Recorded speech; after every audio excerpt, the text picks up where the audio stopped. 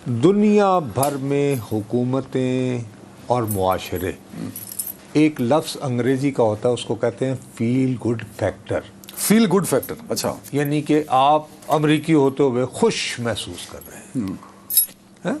क्यों खुश महसूस कर रहे हैं? कि जी हमारी गवर्नमेंट की पॉलिसीज़ ऐसी हैं जो एक मिडिल क्लास के बंदे को मुतमईन रखती हैं।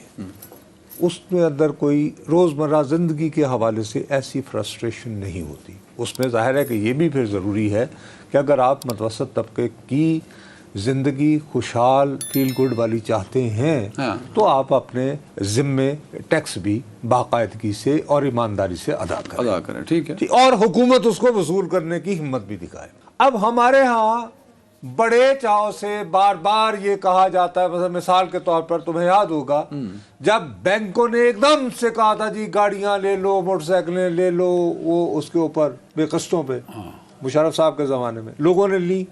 इन्होंने कहा जनाब बात यह है कि माहौल को ठीक रखने के लिए, ये करने के लिए जनाब हम CNG इसमें लगाएं। वो बेचारे लोगों ने लेकर, एक मिडिल क्लास के बंदे ने उसने अपनी मोटरसाइकिल बेची। मोटरसाइकिल बेच के उसने कहा चलो यार को सुजुकी टाइप की छोटी गाड़ी ले लो। उसने उसकी किट भी बदलवाई। बहुत सारे लोगों ने अपने ज़राई रकबे जो हैं उन पे उन्होंने CNG स्टेशन लगा लिए। जब ये पूरा हो गया तो अचानक पता चला कि जी CNG तो हमारे पास तो गैस ही नहीं। ठीक इसी तरह हमें मुसलसल बताया जाता है कि साहब हमारा तो दुनिया में मौसमियाती तब्दीली के लिए जो कार्बन होता है उसमें तो हमारा कोई हिस्सा ही नहीं है, लेकिन देखो अभी बेमौसमी बारिशें हो रही हैं, ये दुनिया भर में जो अजाब है। अरे साहब क्या करें जी, जनाब अपने घरों की छतों पर ना वो पैनल लगाना, सोलर पैनल। वो पैनल लगा के तो जी एक नेट मीटरिंग कि सुबह आप जो बिजली है लें, उसको आप स्टोर करें अपनी बैटरी। नहीं, उसको आप गवर्नमेंट को दें। अच्छा, वो नेट मीटरिंग है कि आप जो जनरेट करेंगे वो आप नेशनल ग्रिड को दे देते हैं। 100 यूनिट जनरेट किए, 70 आपने यूज किए, 30 बच गए, वो आप आपडा को दे दें। ठीक है जी। उसमें भी ये है कि ये शाम 5 बजे के बाद पीक आवर्स कर देते हैं। पीक आवर्स में तो जाहिर है सूरज नहीं है, तो आप मुझसे अपनी मनमानी प्राइस लेते हैं। चलें, उसके बावजूद अब ये फर्ज कहते हैं जी कि खुशहाल लोगों ने, मैंने एक एवरेज कैलकुलेशन किया उस पे। वो बताइए। एवरेज 11 रुपए लेते हैं वो नुसरत जावेद से नेट मीटरिंग के थ्रू जी। बस शाम को जब नुसरत जावेद उनसे यूनिट लेता है तो वो यूनिट तकरीबन 70 रुपए का पड़ता है। एग्जैक्ट। अच्छा, मेरे से लिया हुआ यूनिट जो मैंने सूरज से, मैंने रब से लिया है और मॉडर्न टेक्नोलॉजी से, वो मुझे 7 गुना महंगा करके वो मुझे 7 गुना करके मुझे ही वापस लौटा रहे हैं। ये इस तरह आप मुतवस्सत तबके के साथ कर रहे हैं। आप वेरी इंटेलिजेंट सर।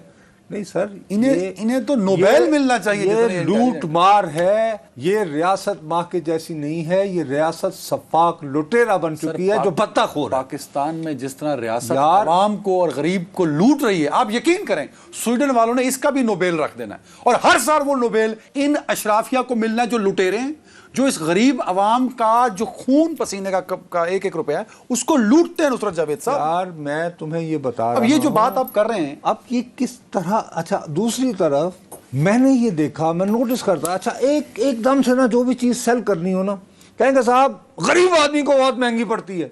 हाँ, ये तो जो अमीर लोग हैं। यार मैं यकीन मानो आप भी कम से कम 10 से 15 बहुत करीबी लोगों को जानते होंगे जिन्होंने अपने दफ्तरों से कर्जे लेकर या दोस्तों से कर्जा लेकर, रिश्तेदारों से कर्जा लेकर अपने नस्ब करवाया। अगर घर उनका है कि यार कि चलो यार इससे जान छूट रहेगी और हमारी जो बचत होती रहेगी हम आपको दफ्तर को या जिसने कर्जा लिया हम आपको वापस, क्योंकि 11 से 12 लाख रुपए तो यानी डाउन खर्चा लगता था ना नेट मीटरिंग का।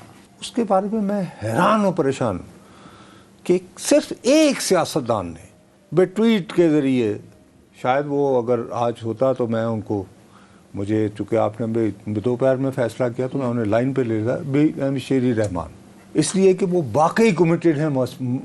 वो रही भी है ना, उन्होंने काफ़ी काम किया इससे। उनको ये पता है कि भाई ये क्या। अच्छा, अब आप क्या इनकरेज कर रहे हैं? आप मुझे ये इनकरेज आप कर रहे हैं। अब आप इंजीनियर हो, मुझे समझाओ, मुझे बताओ, आप मुझे ये इनकरेज कर रहे हैं कि मैं ये नेट मीटरिंग से जान छोड़ूँ।